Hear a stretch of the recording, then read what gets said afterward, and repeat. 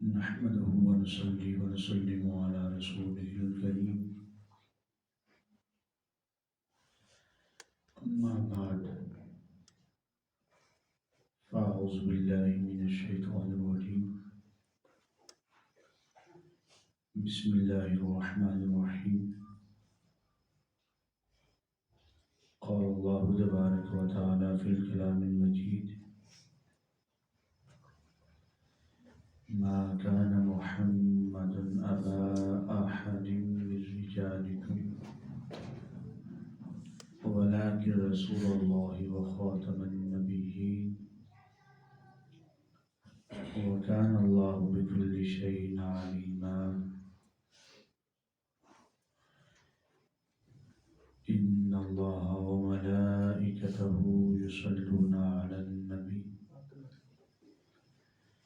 يا أيها الذين آمنوا صلوا عليه وسلموا تسليما.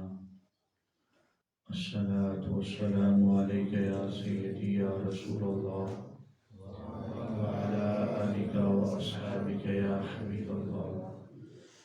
الصلاة والسلام عليك يا سيدي يا رحمة للعالمين وعلى آلك وأصحابك يا شفيع المسلمين.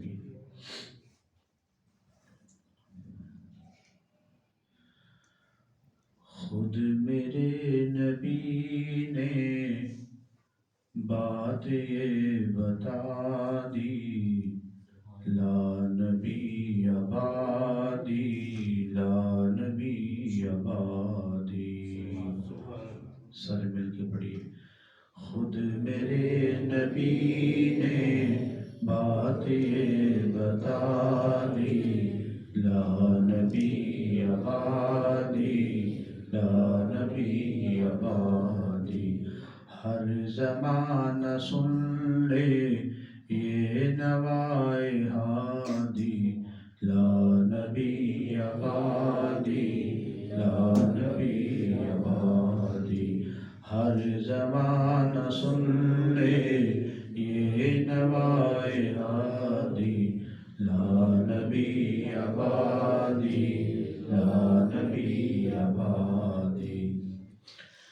لمحہ لمحہ ان کا طاق میں ہوا کے جگمگانے والا، جگمگانے والا. آخری شریعت کوئی آنے والی اور نہ لانے والا، اور نہ لانے والا.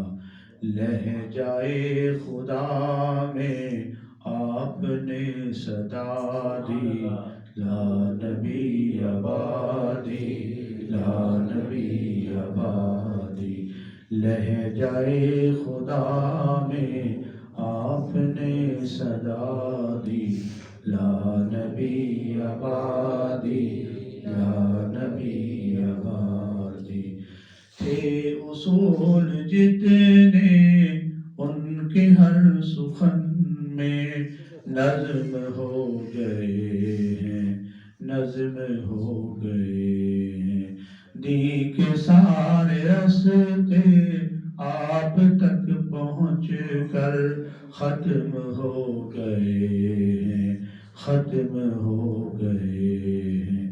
ذات حرف آخر بات انفرادی، لا نبی آبادی، لا نبی آبادی. ذات حرف آخر بات انفرادی، لا نبی آبادی، لا نبی آبادی. اور ارتقاء عالم کر دیا خدا نے صرف نام ان کے، صرف نام ان کے. ان کی خوش نصیبی جن کے ہیں وہ آقا، جو غلام ان کے، جو غلام ان کے. گونجے وادی وادی آپ کی منادی لا نبی آبادی لا نبی آبادی گونج وادی وادی آپ کی منادی لا نبی آبادی لا نبی آبادی ان کے بعد ان کا مرتبہ کوئی بھی پائے گا نہ لوگو پائے گا نہ لوگو اور ذلیا بروزی اب کوئی پیغمبر آئے گا نہ لوگو آئے گا نہ لوگو آپ نے یہ کہہ کر مہر ہی لگا دی لا نبی آبادی لا نبی آبادی آپ نے یہ کہہ کر مہر ہی لگا دی لا نبی آبادی لا نبی آبادی خود میرے نبی نے بات یہ بتا دی لا نبی آبادی لا نبی آبادی ہر زمانہ سن لے یہ نوائے ہادی لا نبی آبادی لا نبی آبادی اللہ تبارک و تعالی جل مجدہ الکریم کی حمد و ثنا حضور نبی رحمت شفیع معظم دانائے سبل ختم الرسول مولائے کل احمد مجتبیٰ جناب محمد مصطفیٰ علیہ تحیت و سلام کی بارگاہ بھی کسبنا میں ہدیہ ہے محبت و عقیدت عرض کرنے کے بعد عزت و احتشام کے لائق محتشم سامعین و حاضرین کرام، جیسا کہ آپ کو بخوبی علم ہے کہ ہمارا پچھلا گزشتہ درس مسائل فقہ قبلہ والد گرامی علیہ رحمہ کے وصال پرملال کی وجہ سے وہ حاضری نہیں ہو سکی، میں نے سر سے یہ بات ریکویسٹ کی تھی کہ مجھے قلبی طور پہ دکھ ہے کہ ہمارا ایک سلسلہ جاری تھا تو یہ امر الہی تھا تو اس میں ہم اپنی طرف سے کچھ نہ کر پائے، اس مجبوری کی وجہ سے یہ کام ہمیں مؤخر کرنا پڑا۔ تو چونکہ آج کا درس مسائل فقہ اپنی روٹین اور مناسبت سے ہونا تھا، لیکن محترم افضال صاحب نے پھر یہ بات یاد دہانی کروائی کہ ملک میں آج کل ایک بڑا پھر انتشار کا سما ہے اور ایک انتشار کی کیفیت ہے، اور حالیہ 6 فروری کے چیف جسٹس آف پاکستان کے قادیانیت کے حوالے سے ڈیسیژن سے فیصلے سے ابہامات پیدا ہو رہے ہیں، تو لہٰذا یہ وقت کی ضرورت ہے، یہ ہر دور کی ضرورت ہے، ہر لمحے کی ضرورت ہے، لہٰذا اس موضوع کی مناسبت سے بات کی جائے کہ عقیدہ ختم نبوت کیا ہے اور اس حوالے سے ہماری ذمہ داریاں کیا ہیں۔ قابل صد احترام، پہلے اختصار کے ساتھ آپ تمام احباب یہ بات سے نشین کریں کہ عقیدہ ختم نبوت ہے کیا۔ اللہ کریم نے سیدنا آدم علیہ السلام کو زمین پر بھیجا اور پھر اولاد آدم کا سلسلہ شروع ہوا، 2 طرح کے افراد پیدا ہوتے گئے، کچھ وہ لوگ تھے جو راہ ہدایت پر رہے اور کچھ وہ لوگ تھے جو شیطان کے بہکاوے میں آ کے صراط مستقیم سے ہٹتے گئے۔ تو انسانوں کی رشد و ہدایت کے لیے اللہ کریم نے سلسلہ نبوت کا آغاز فرمایا۔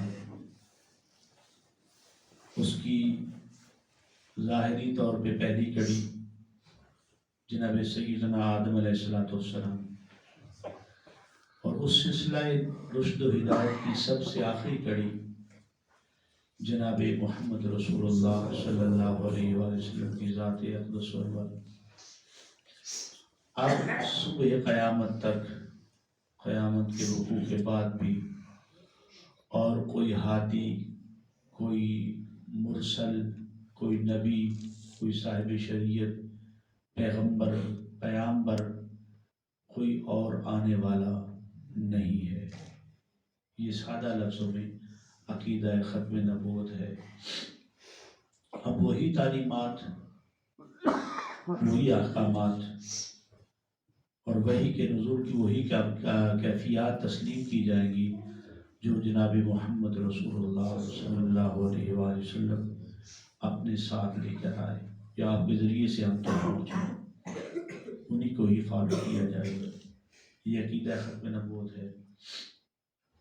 حضور نبی کریم صلی اللہ علیہ وآلہ وسلم کے دور اقدس میں ہی اس عقیدے پہ ڈاکہ ڈالنے کی کوشش کی گئی، مسلمہ کذاب کی صورت میں، کہ حضور کی دور میں ہی تھا۔ یہ بھی بات بنیادی طور پہ یاد رکھیے گا، اسلام کے جو بنیادی عقائد ہیں، توحید ہے، رسالت ہے، ایمان بالکتب ہے، ایمان بالملائکہ ہے، اور ایمان بالآخرت ہے۔ یہ بنیادی کتنے عقائد میں نے پیش کیے؟ 5۔ کتنے؟ 5 بنیادی عقائد ہیں جو رسول اللہ صلی اللہ علیہ وسلم نے اپنی فرامین کی روشنی میں ہمارے سامنے بیان فرمایا۔ ان 5 عقائد کی بنیاد بھی عقیدہ ختم نبوت ہے۔ ان 5 کے 5 عقائد کی بنیاد بھی عقیدہ ختم نبوت ہے، یاد رکھیے۔ یوں کہہ دیجئے کہ عقیدہ ختم نبوت اس پرکار کے مرکز کی حیثیت رکھتا ہے جس پر ساری پرکار کا دائرہ چل رہا ہوتا ہے۔ اگر وہ مرکز نہیں ہوگا تو وہ پرکار کا دائرہ سرکل نہیں کر پائے گا۔ ایمان بالتوحید بھی تب قابل قبول ہے، ایمان بالرسالت بھی تب قابل قبول ہے، ایمان بالملائکہ اور ایمان بالآخرت اور ایمان بالکتب، یہ سارے عقائد تب قابل قبول ہیں جب ہم حضور کو آخری خاتم النبیین نبی تسلیم کرتے ہیں۔ اگر ہم حضور کو خاتم النبیین نبی تسلیم نہیں کرتے تو پھر ہمارا ایمان بالکتب بھی ضائع ہو جائے گا، ایمان بالملائکہ بھی ضائع ہو جائے گا، اور عقیدہ آخرت کے بارے میں جو آنے والے خبیثوں نے اور قذابوں نے تشریحات کی ہیں وہ ساری پھر تسلیم کرنے پڑیں گی۔ یوں کہہ لیجئے کہ دین کی ساری عمارت، دین کی ساری عمارت وہ عقیدہ ختم نبوت کے سہارے پہ کھڑی ہے۔ اگر اس عقیدے کی یہ اینٹ اس دین کی عمارت سے نکالتے جائیں تو دین سارے کے سارا درہم سے نیچے آ جائے گا۔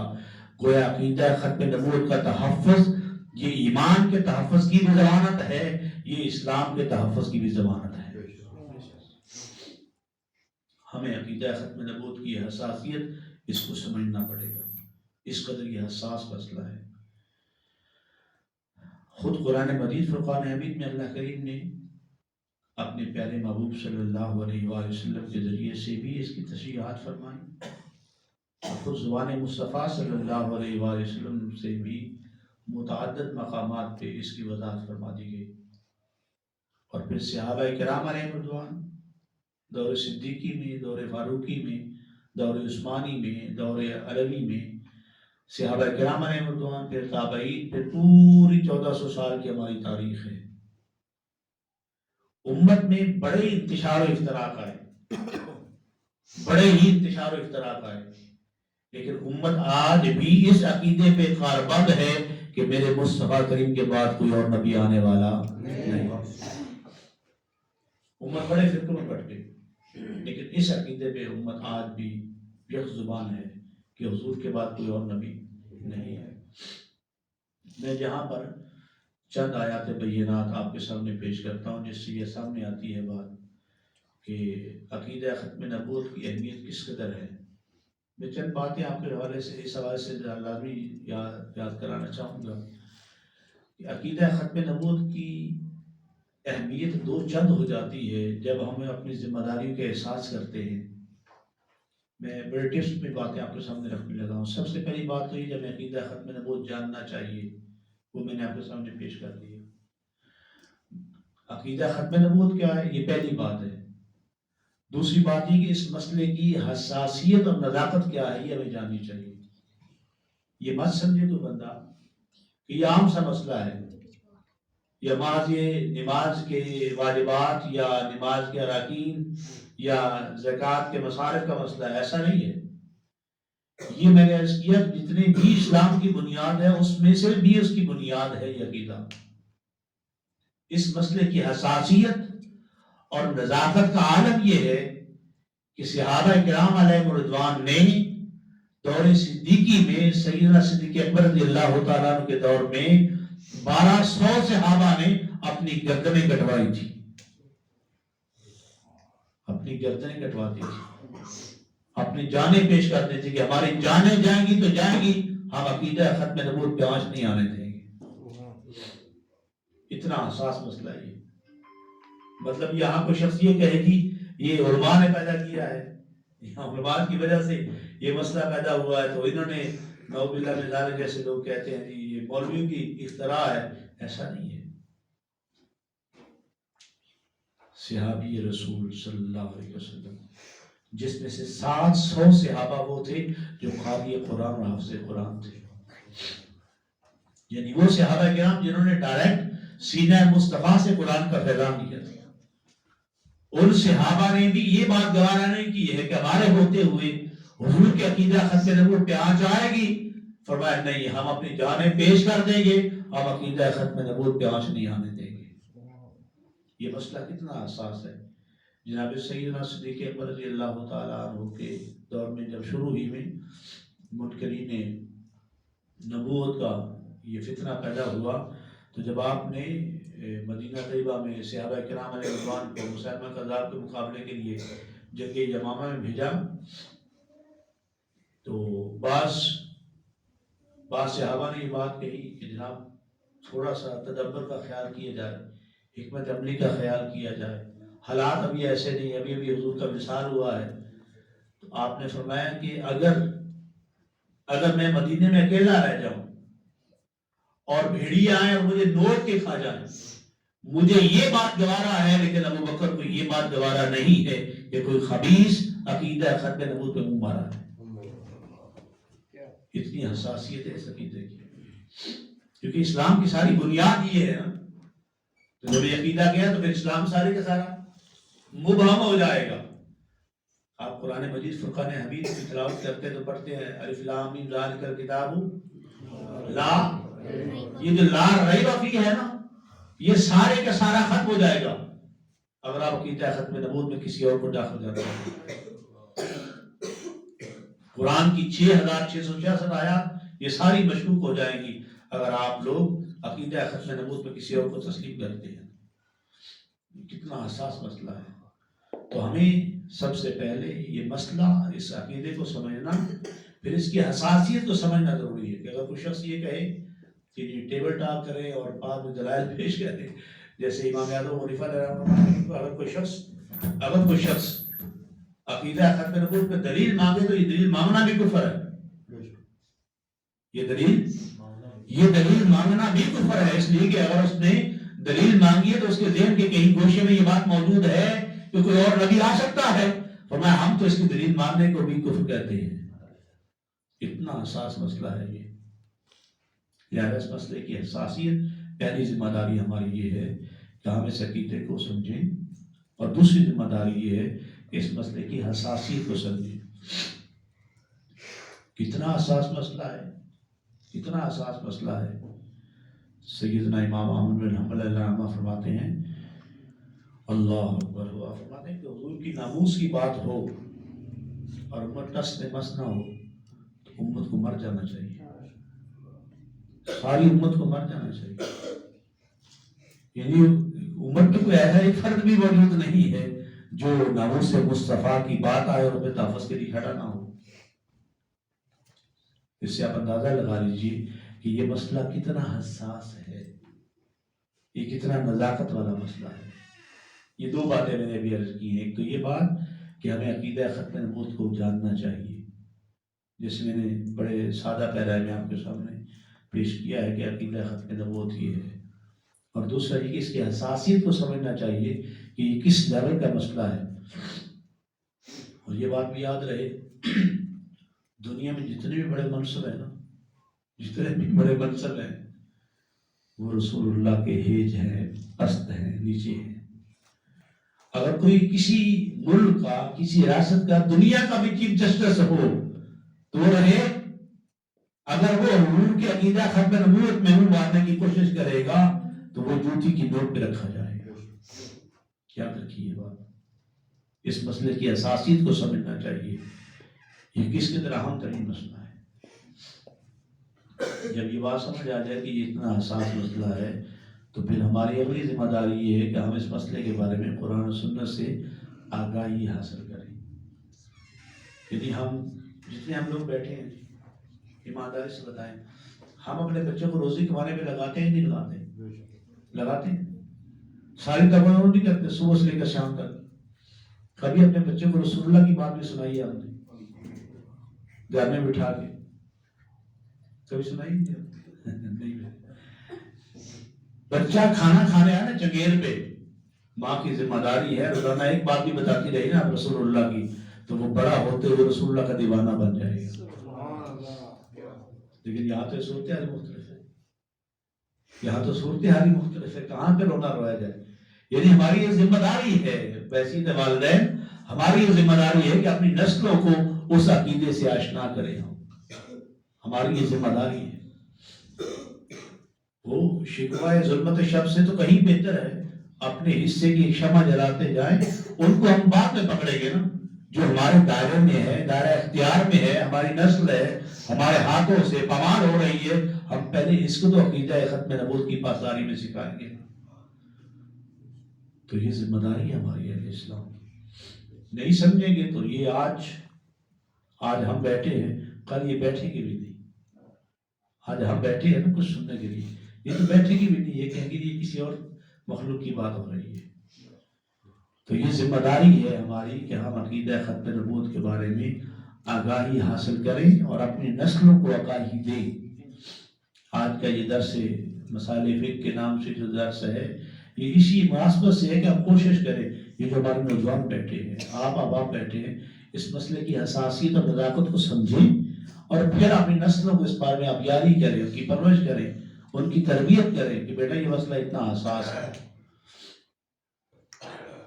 حضور نبی کریم صلی اللہ علیہ وسلم نے جو بات ارشاد فرمائی کہ میرا ایک صحابی ایک مٹھ صدقہ کرے تو بعد میں آنے والا کوئی شخص احد پہاڑ سونا بھی صدقہ کر دے تو اس کی برابری حاصل نہیں کر سکتا۔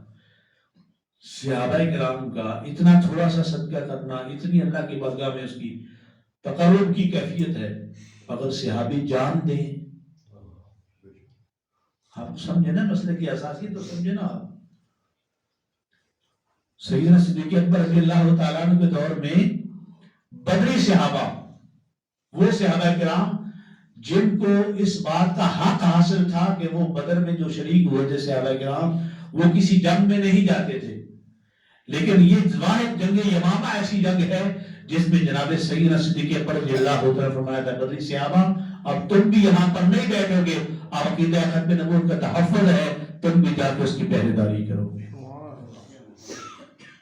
اس کی حساسیت تو سمجھنے کتنا حساس مسئلہ ہے جی، کتنا حساس مسئلہ ہے۔ اسلام کے 4 ماخذ ہیں، اسلامی تعلیمات کے 4 ماخذ ہیں، قرآن، سنہ، اجماع اور قیاس۔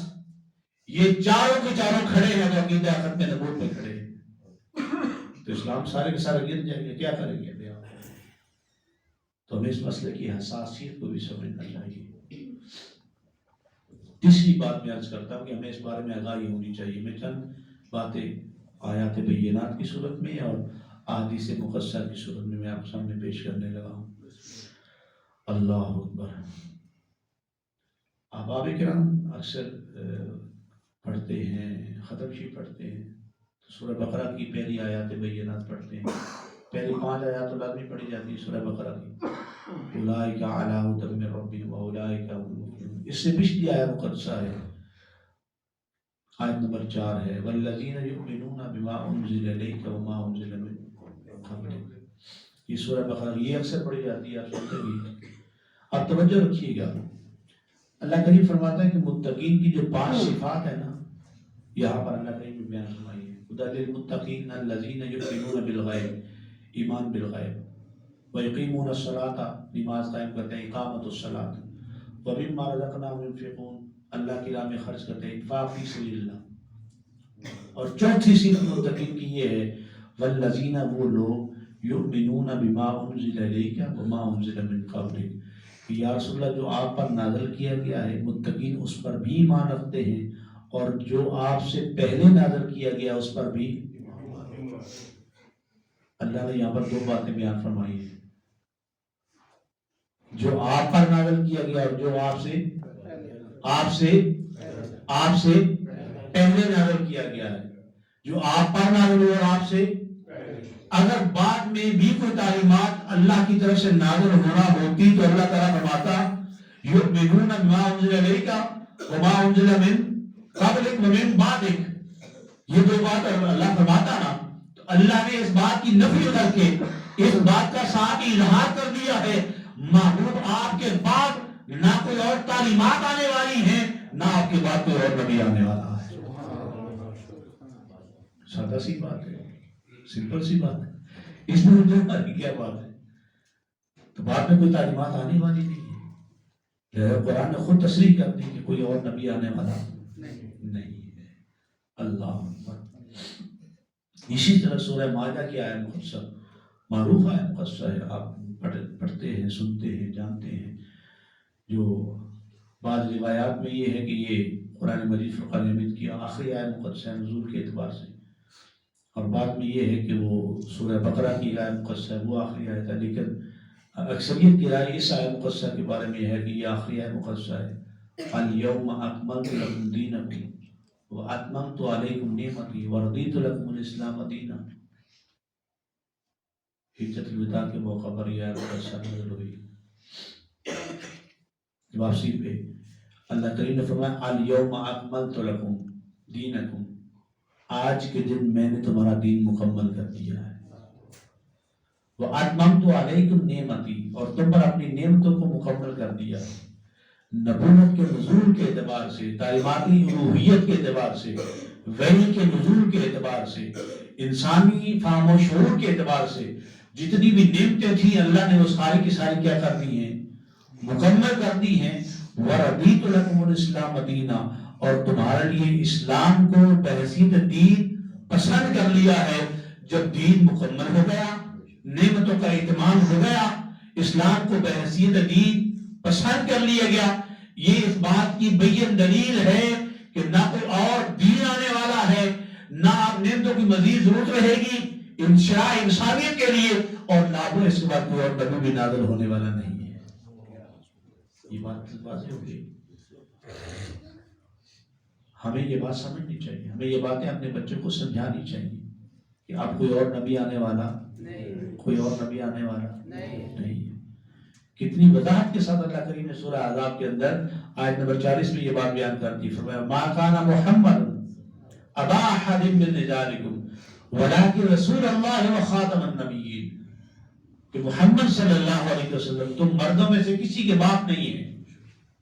ابویت ظاہری اللہ نے اس کی نفی کر دی، کیونکہ بیٹا عام طور پہ خسائل میں اور بہت ساری باتوں میں اپنی باپ کی جزیات میں شریک ہوتا ہے، شراکت دار ہوتا ہے، تو اس بات کا واقعہ اللہ نے دور کر دیا کہ اب کوئی اور شخص حضور کی ابویت میں، حضور کی ابنیت کے اندر وہ شریک ہی نہیں ہوگا، لہذا کوئی اور نبی اسے نام میں نہیں ہوگا۔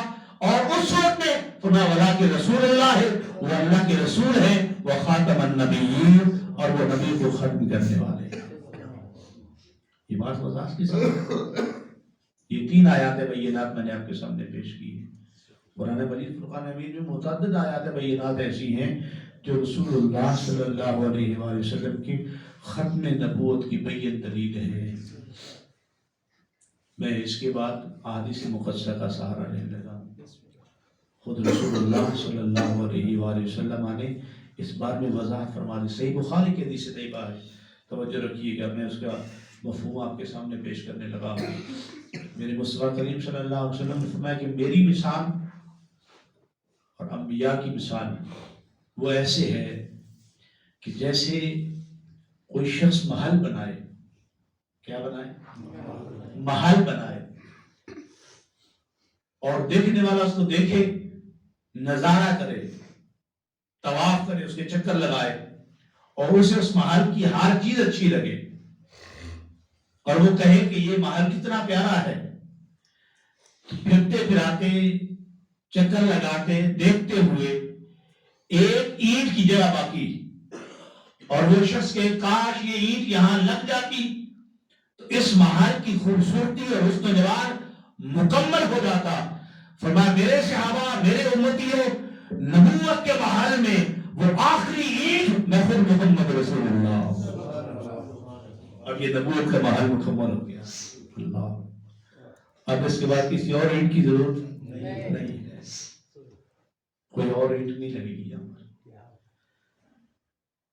اس کی طرح ہم بات ہے یہ اسلام، خود رسول اللہ صلی اللہ علیہ وسلم نے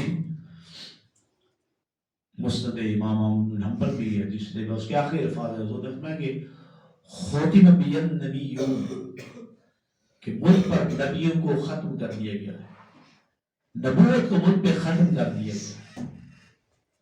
رسول اللہ صلی اللہ علیہ وسلم نے غزوہ تبوک کے موقع پہ جب سیدنا علی المرتضیٰ کرم اللہ وجہ الکریم کو مدینہ طیبہ میں اپنا نائب بنایا تو جناب سیدنا علی المرتضیٰ کرم اللہ وجہ الکریم عرض کرتے ہیں یا رسول اللہ، آپ نے مجھے بچوں اور بوڑھوں اور عورتوں میں چھوڑ دیا ہے۔ اللہ بچوں، بوڑھوں اور عورتوں میں چھوڑ دیا، ایسی بات ہے جنگوں میں، وہ تو اللہ اکبر، کیا بات کہیں جی، وہ تو اللہ کی شیر ہے، اسد اللہ ہے۔ تو ایسی شخصیت کے لیے بیٹھنا کتنا مشکل ہو جاتا ہے کہ یا رسول اللہ مجھے اپنے بچوں میں اور عورتوں میں اور بوڑھوں میں چھوڑ دیا ہے۔ تو میرے مصطفیٰ کریم نے فرمایا انت منی بمنزلۃ ہارون و موسیٰ ولا نبی بعدی، اے علی آپ اس بات کو سمجھے نہ ذرا کہ آپ کا میرے ہاں مرتبہ اور مقام ایسا ہی ہے جیسے موسیٰ علیہ السلام کے ہاں ہارون علیہ السلام کا تھا، لیکن یہ بات یاد رہے دنیا والوں کو، ولا نبی بعدی، میرے بعد کوئی اور نبی نہیں آ سکتا۔ یہ بھی ہم نے پڑھا ہے، ولا نبی بعدی، فرمایا میرے بعد کوئی نبی نہیں آئے گا۔ اچھا، یہاں تک تو بات ہے کہ ہم کہتے ہیں کہ یہ احادیث مقدسہ بھی ہیں، قرآن مجید فرقان حمید بھی ہے، تو کوئی شخص کہہ سکتا ہے کہ آج کے دور میں علماء کرام جو اس کی غلط تعویلات کر رہے ہیں، غلط تشریحات کر رہے ہیں، انٹرپریٹیشن غلط ہو رہی ہے۔ ہم یہ دیکھیں گے کہ قرآن مجید فرقان حمید کی سب سے پہلی تعبیر صحابہ کرام نے کیا کی ہے، صحابہ کرام نے کیا کی ہے۔ میں نے آپ کے سامنے ابھی دور صدیقی پیش نہیں کیا، صحابہ کرام نے اپنی جانوں پہ کھیل دیا۔ ہم میں سے کوئی شخص جتنا بھی پڑھا لکھا ہو نا، شعور اور فہم میں صحابہ کے مقام کو نہیں پہنچ سکتا۔ اگر یہ مسئلہ ٹیبل ٹاک والا ہوتا نا، یا گفت و شنید والا ہوتا، یا بحث و تبحیث والا ہوتا، یا مناظرے والا ہوتا، تو خدا کی عزت کی قسم ہے صحابہ کرام سب سے پہلے یہ کام کرتے۔ لیکن جناب صدیق اکبر نے صحابہ کرام کو مدینہ طیبہ سے دور یمامہ کے مقام پہ بھیج کے مسلمہ قذاب کا قلعہ قمع کر کے اس بات کو بیان کر دیا ہے، صبح قیامت تک یہ بات بیان کر دی ہے کہ صحابہ کا عقیدہ یہ ہے جو شخص بھی ختم نبوت کے عقیدے میں منہ مارنے کی کوشش کرے گا اس سے بات نہیں کی جائے گی، اس کا سر قلم کر دیا جائے گا، اس کا سر قلم کر دیا جائے گا۔ وہ اس لائق ہے وہ شخص، یعنی عام عقیدہ نہیں۔ کوئی صحابہ کرام قید کر لیتے ہیں، جناب صدیق اکبر رضی اللہ تعالیٰ عنہ سے گفتگو کرتے، اس سے بات سے تمہیز کرتے، مناظرہ کرتے، لیکن آپ نے مناظرہ کرنا پسند نہیں، یہ آپ نے عمل پیش کر دیے کہ عقیدہ ختم نبوت میں جو بھی منہ مارنے کی کوشش کرے گا اس لعین کا وہ منہ توڑ دینا ہے۔ اس قدر حساس ہے یہ مسئلہ، اور اس وقت سے لے کر لمحہ موجود تک یہ عقیدہ اس پر امت مسلمہ اسی طرح کاربند ہے، اور ہمیں اس کی اساسیت کو اس طرح سمجھنا چاہیے۔ علیہ السلام 1956 میں پاکستان بننے کے بعد چونکہ یہاں پہ پاکستان میں بدقسمتی سے پاکستان بننے کے بعد قادیانیت جو سب کانٹیننٹ کے اندر ایک بیج بویا گیا تھا، جس کے بارے میں اقبال نے ایک بات کہی تھی. اقبال کہتے ہیں کہ شیطان کی مجلس شورا قائم ہوئی نا، شیطان کی مجلس شورا قائم ہوئی تو انہوں نے اپنے اپنے مشیروں نے مشورے دیے شیطان کو، تو شیطان نے اپنا صدارتی خطبہ دیا. اس صدارتی خطبے میں اقبال فرماتے ہیں کہ شیطان نے اپنے مشیروں سے کہا تم نے کرنا کیا ہے، اب تمہارے ذمہ یہ ڈیوٹیز ہیں، اب سنیے گا کیا ایسا ہوا کہ نہیں ہوا، دیکھیے گا. صدقے جائیں اقبال کس نہج پہ جا کے اور کس مقام پہ جا کے شیطنت کی اس فکر کو امت مسلمہ سامنے پیش کرتے آشکار کرتے ہیں. اقبال کہتے ہیں شیطان نے اپنے مشیروں سے کہا فکر عرب کو دے کے فرنگی تخیلات اسلام کو حجاز و یمن سے نکال دو. فکر عرب کو دے کے فرنگی تخیلات اسلام کو حجاز و یمن سے نکال دو. دیکھنے آج کیا حال ہے، دیکھنے آج جہاد جو اسلام کا خاصہ تھا عربوں نے اس کو ترک کر دیا ہے. کر دیا کہ نہیں کر دیا؟ عیاشی میں آ گئے اور نہ جانے کیا کچھ، ہم اس بارے میں نہیں کرتے بات ابھی. یہ پہلی بات اقبال نے کہی تھی. اور دوسری بات اقبال نے کہی کہ افغانیوں کی غیرت دین کا ہے یہ علاج، ملا کو کہ کوہ دمن سے نکال دو. کہ افغانی یہاں دین سے بیدار تب ہوگے جب افغانستان سے ملائیت ختم کر دو گے. ملائیت ختم کر دو، افغانستان سے اسلام نکل جائے گا. امریکہ نے 20 سال لگائے ملائیت ختم کرنے میں، یعنی اس کے بات پہ فوکس تھا کہ یہاں پہ ملائیت کیا کریں، ختم کر دے. لیکن یہ اللہ کا نظام ہے، وہ اپنا نظام نافذ کرتا ہے.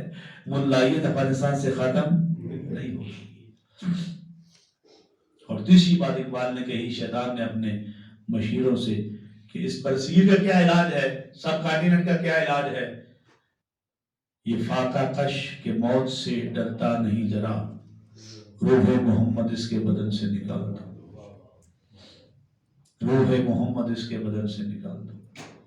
وہ روح محمد اس فاتح کش ظاہری اعتبار سے علم سے نابلد اس علاقے میں وہ روح محمد نکالنے کے لیے قادیان کی دھرتی پہ ایک انتہائی غلیظ بیج بویا گیا جسے آج مرزا قادیانی کہتے ہیں.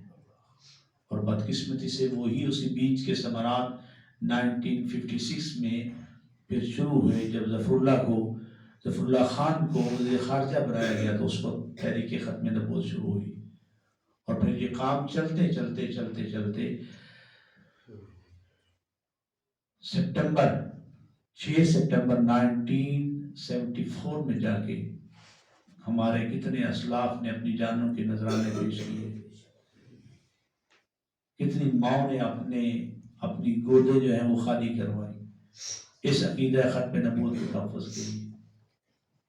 اور کتنے ایسی خواتین جنہوں نے اپنے سہاگ پیش کیے اس عقیدہ ختم نبوت کے تحفظ کے لیے. جب حضور سیدی امام شاہ احمد نورانی علیہ رحمہ یہ 1974 کی جو تاریخ تھی تحریک ختم نبوت، اس میں پیش تھے، تو جب قرارداد آپ نے پیش کی تھی تو اس وقت قادیانی نے مرزا طاہر قادیانی نے اپروچ کیا آپ کو کراچی میں، تو وہ پیسوں کا بریف کیس بھرا ہوا لے کے حاضر ہوئے تھے. تو انہوں نے کہا کہ آپ قرارداد پیش نہ کریں. اسمبلی کا ڈیکورم یہ ہوتا ہے کہ جس مسئلے پہ گفتگو کرنی ہو پہلے وہ ریزولوشن پیش کی جاتی ہے، پھر اس پہ پاس ہوتی ہے، پھر جا کے اس کے مبادیات پر گفتگو کے بعد اس پر کوئی بات طے ہوتی ہے. انہوں نے کہا کہ جی آپ یہ قرارداد پیش نہ کریں. تو قبلہ نورانی صاحب نے انہوں نے کہا ہم آپ کو 3 کروڑ سود کی بات پیش کرتے ہیں تو آپ یہ نہ کریں. لیکن وہ مرد حق پرست بھی کیا کمال تھے، فرماتے ہیں کہ تم دیر سے آئے ہو میرا سودا ہو گیا ہے. تو انہوں نے کہا کہ ہم سے بھی زیادہ کسی نے تمہاری قیمت لگائی ہے، فرمایا ہاں ہمارا سودا مدینے کی گلی میں ہو گیا. ایسی شخصیات تھی اس عقیدے کے تحفظ کے پیچھے. اور جناب مولانا عبدالستار خان نیازی صاحب رحمۃ اللہ تعالیٰ علیہ، جب آپ کو معلوم ہوگا کہ آپ کو سزائے موت بھی ہوئی تھی اسی تحریک کی وجہ سے، تو یہ روایات میں ہم نے آپ کی سیرت کے حوالے سے پڑھا کہ جب وہ سزائے موت ہو گئی تھی تو آپ اس بند کوٹھی میں تھے، تو جب وہ درزی آیا نا آپ کا ناپ لینے کے لیے، تو وہ ناپ پہلے سے بڑھ گیا تھا. اس نے کہا جناب یہاں تو بڑے بڑے آتے ہیں تو ان کے ناپ کم ہو جاتے ہیں، تو آپ کا ناپ بڑھ گیا ہے. فرمایا کام ان کے ہوتے ہیں جو موت سے گھبراتے ہیں، ہم تو رسول اللہ کی بارگاہ میں پیش ہونے کے لیے بےتاب بیٹھے ہیں. ایسی ایسی شخصیات نے اس عقیدہ ختم نبوت کی اپنی زندگیاں پیش کی ہیں، اپنی زندگیاں پیش کی ہیں. ایک طرف ہمارے یہ علماء حق رہے جنہیں وہ جناب صدیق اکبر رضی اللہ تعالیٰ عنہ کی صداقت اور محبت مصطفیٰ اور تحفظ عقیدہ ختم نبوت کا فیض ملا ہوا تھا. ایک طرف یہ شخصیات تھی اور ساتھ ساتھ دوسرے خبیث لعین یہ ٹاؤٹ مغرب نواز یہ امریکن غلام یہ بھی ساتھ ساتھ موجود رہے. تو یہ اپنا کام کرتے رہے، حتیٰ کہ ہم نے دیکھا کہ ایک مرد حق پرست جس کی ٹانگیں بھی کام نہیں کرتی تھی، اس نے فیض آباد کے پل پر ہزار شر کھائے ہیں، پھر بھی وہ یہی کہتا رہا ہے تاجدار ختم نبوت زندہ باد زندہ باد. یہ کہتا رہا ہے، پہرے داری کی ہے، اپنی زندگیاں صرف کی ہیں ان شخصیات نے. اتنا بڑا اہم عقیدہ ہے اسلام. تو آئے روز یہ ایسی چیزیں پیش آتی ہیں اور یہ دفعتاً نہیں ہوتی، یاد رکھیے گا، اچانک نہیں ہوتی ہیں، آپ یاد رکھیے گا. وہ اعلیٰ حضرت عظیم مرتبت نے بڑی پیاری بات فرمائی تھی. فرماتے ہیں کہ رات اندھیری سونا جنگل، چھائی بدلی کالی ہے، سونے والوں جاگتے رہنا چوروں کی رکھوالی ہے. اور شومی قسمت یہ کہ ہم چوروں کو پھر سلیکٹ کر کے لے آتے ہیں. ہمیں پتا ہے یہ لوگ سارے غدار ہیں، یہ بکے ہوئے لوگ ہیں، یعنی یہ اپنے مفادات کے لیے کچھ بھی کر سکتے ہیں. اور مسلمان اپنا سب کچھ نچھاور کر سکتا ہے، عقیدہ ختم نبوت پہ آج برداشت نہیں کر سکتا، لیکن یہ کر جاتے ہیں اور ہر بات کرتے ہیں. انداز بدل جاتے ہیں، شخصیات بدل جاتی ہیں، لیکن کام یہ کرتے ہیں، کام وہی کرتے ہیں، شخصیات اور نام بدلتے ہیں اور کچھ بھی نہیں بدلتا. تو ہمیں بڑی بیداری کا ثبوت دینا چاہیے. مجھے پچھلے دنوں چند ماہ پہلے چنیوٹ جانے کا اتفاق ہوا 2-3 بار مسلسل کام کے سلسلہ میں. تو میں نے دیکھا وہاں پر ہم قصدن وہاں سے گزرے، احمد نگر کہتے ہیں اس کو، جو ان کا یہ ہے مرکز ہے ان کا. تو آپ مبہوت ہو جائے کہ کیسے یہ لوگ سسٹمیٹکلی وہاں پر اپنا کام کر رہے ہیں، ان کو آزادی ہے. حالانکہ جنرل ضیاء الحق نے تعزیرات پاکستان 298 بی اور سی میں شامل کر دی تھی کہ قادیانی اب اس کے بعد نہ تو اپنی مسجد بنا سکتے ہیں، نہ یہ مسجد کے مینار بنا سکتے ہیں، نہ شعار اسلام کو استعمال کر سکتے ہیں، نہ مرزا قادیانی کی بیوی کو ام المومنین کہہ سکتے ہیں، نہ اس کے خلفاء کو خلفائے رسول کہہ سکتے ہیں. یعنی ہر وہ کام جو اسلام کے شعار میں شامل ہے یہ کوئی بھی وہ کام نہیں کر سکتے ہیں، اور نہ ہی یہ تبلیغ کر سکتے ہیں. ابھی حال ہی میں 6 فروری میں جو فیصلہ آیا ہے اس میں وہ تفسیر صغیر جو مرزا قادیانی کے ایک شاگرد نے لکھی تھی اسی کے پرچار کے سلسلے میں تھی. اور آپ دیکھ لیجیے کہ آج پھر اس کو پرمیشن دے دی گئی ہے کہ آپ یہ کام کر سکتے ہیں. یہ ظلم ہے علیہ السلام. یعنی تعبیرات کرتے رہیں گے یہ لوگ کہ نہیں ہمارا مقصد یہ تھا، ہمارا مقصد یہ تھا، ہمارا مقصد یہ تھا. ابھی الحمدللہ علماء حق اس مسئلے کے اس فیصلے کے حوالے سے وہ یکسو ہو رہے ہیں اور اس کی ریویو پٹیشن کریں گے، اس فیصلے کے حوالے سے بحث و تمیز ہوگی. لیکن آپ اندازہ کیجئے کہ مجھے ایمانداری سے بتائیے، میں آپ سے پوچھتا ہوں باقی سارے کام پاکستان میں ہو گئے ہیں؟ ایک یہ رہ گیا ہے جی. آپ کی مہنگائی ختم ہو گئی ہے جی. آپ کے بجلی کے بل سستے ہو گئے ہیں. گیس یہاں پر تو نہیں ہے، جو شہر کے لوگ ہیں ان کی آنکھیں باہر نکل رہی گیس کے بل دیکھ کے بیچاروں کی. اچھا تو سب کی نکل رہے نا جناب، تو باقی سارے کام ہو گئے، صرف یہی کام رہ گیا تھا، صرف یہی کام رہ گیا تھا یہ کرنے والا. اور اگر کرنا ہی تھا تو جناب چیف جسٹس صاحب آپ علماء آپ کو بلاتے، ان سے رہنمائی لیتے کہ یہ مسئلہ ہے اور کانسٹیٹیوشن کی سازش کے سامنے رکھتے اور پھر علماء کی رائے لیتے اور پھر یہ فیصلہ دے دیتے. تو جلدی کیا تھی فیصلہ دینے کی؟ اصل میں فیصلے کروائے جاتے ہیں، فیصلے کروائے جاتے ہیں. اہل اسلام آپ جو ووٹ دیتے ہیں نا، یہ نالیوں اور اپنی گلیوں کی پختگی پہ نہ دیا کریں، عقیدے کی پختگی پہ دیا کریں. یہ ہماری ذمہ داری ہے. جہاں یہ ذمہ داری ہے عقیدہ ختم نبوت کو جانیں، جہاں یہ ذمہ داری ہے کہ ہم اس کی اساسیت اور نزاکت کو سمجھیں، جہاں یہ ذمہ داری ہے کہ ہم اس کے جو عقائد ہے وہ خود بھی حاصل کریں، اپنی نسلوں کو عقائد دلائیں، وہاں یہ بھی ذمہ داری ہے کہ جب عملی نمونہ پیش کرنے کا وقت آئے تو وہ دنیاوی مفادات میں بک نہ جایا کرو، اپنے آپ کو عقیدہ ختم نبوت کے تحفظ کے حوالے کرنے کا. پھر کہتے ہیں یہ سیاسی بات ہے. کوئی بندہ یہ نعرہ لگائے نا کہا جا رہے ختم، کہتے ہیں یہ سیاسی نعرہ ہے. یہ مسجد میں بیٹھے نا حضرت، یہ مسجد سیاسی ہے جی؟ یہ محراب و منبر یہ سیاسی ہے؟ یہ اذانیں یہ نمازیں یہ سیاسی ہیں؟ یہ سیاسی نہیں ہے. بھئی تم لوگ اس عقیدے کا تحفظ کرو، تم ہمارے سر کے تاج ہو. ہمیں یہ بات کرنی کیوں پڑتی ہے؟ ہمیں یہ بات اس لیے ہی کرنی پڑتی ہے کہ تم ہر لمحے ہر بار عقیدہ ختم نبوت میں خائن ثابت ہوتے ہو، اور ہم یہ چاہتے ہیں ہم وہ شخص کو لائیں گے جو عقیدہ ختم نبوت کے محافظ بن کے سامنے آئے.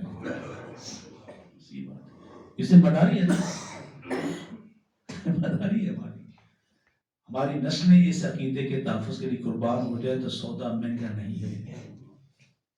سودا مہنگا نہیں ہے. کوئی بات نہیں جانا سر میں کس نے بچے رہنا ہے؟ اگر یہ زندگی مصطفیٰ کے نام پہ چلی جائے تو پھر سودا کتنا عام ہوگا. اہل اسلام اس چیز کو سمجھنے کی ضرورت ہے اور اپنی آنکھیں کھول کے کیا کریں.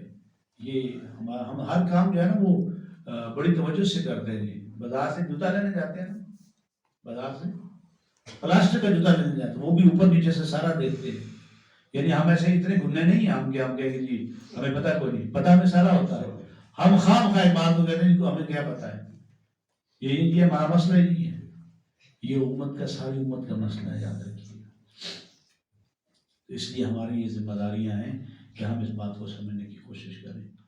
تو فرسٹ آف آل یہی بات جو میں نے ابھی عرض کی کہ اپنی نسلوں کو اس سے پرچار کیجیے، اپنے بچوں کو اس طرف تیار کیجیے. اور بڑی اہم بات یہ ہے کہ اپنے بچوں کے ذہنوں میں آہستہ آہستہ، یا بارگی یہ کام نہیں ہوتا، آہستہ آہستہ آہستہ آہستہ حضور کی محبت کے بیج بویا کریں، حضور کی غلامی کے بیج بویا کریں، حضور کی اطاعت اور اتباع کے بیج بوتے رہا کریں، تاکہ ہمیں یہ مسئلے درپیش ہی نہ ہوں. جب ایک آواز دی جائے تو حضور کے دیوانے ان کے سامنے آ جائیں گے، لیکن جب حضور کے دیوانے بنائے ہوئے تو پھر سامنے آئے گا.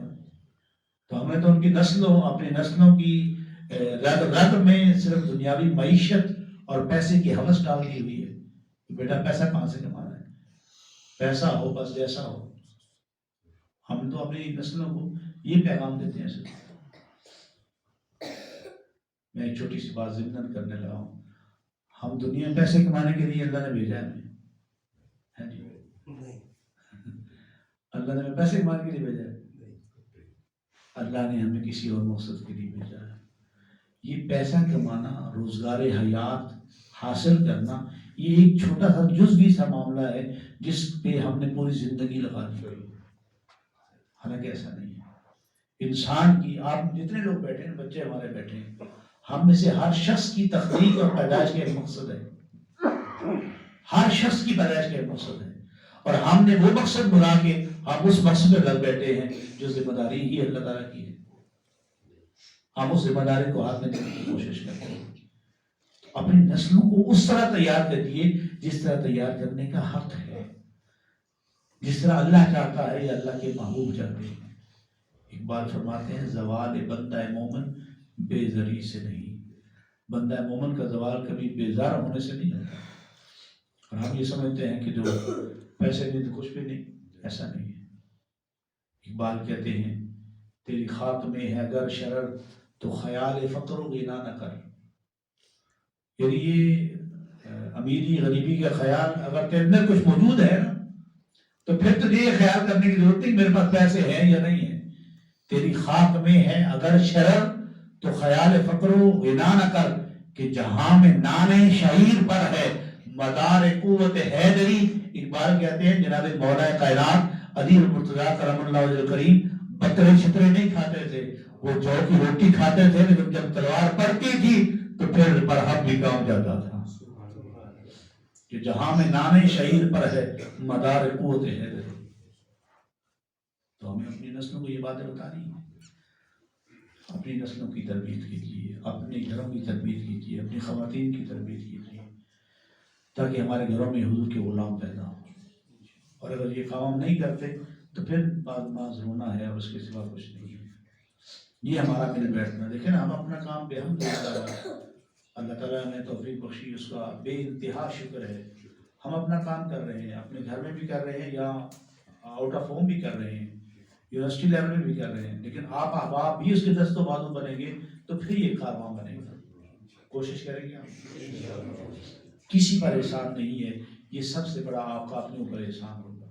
اگر یہ کام کریں گے تو اللہ تعالیٰ آپ کو, آپ کی نسلوں کو شاد و آباد فرمائے. آپ کے گھروں میں دین ہونا چاہیے. باقی ساری باتیں بعد میں ہیں, وہ اللہ تعالیٰ عطا کر دیتا ہے. اللہ تعالیٰ عطا کرنے والا وہ کر دیتا ہے. اللہ تعالیٰ بخیل نہیں ہے, وہ سخی ہے. اور وہ قدوس نہیں ہے, وہ کریم ہے. کیا ہے؟ کریم ہے وہ. اور کریم وہ ہوتا ہے جس کے دروازے سے خالی کبھی کوئی نہیں گیا.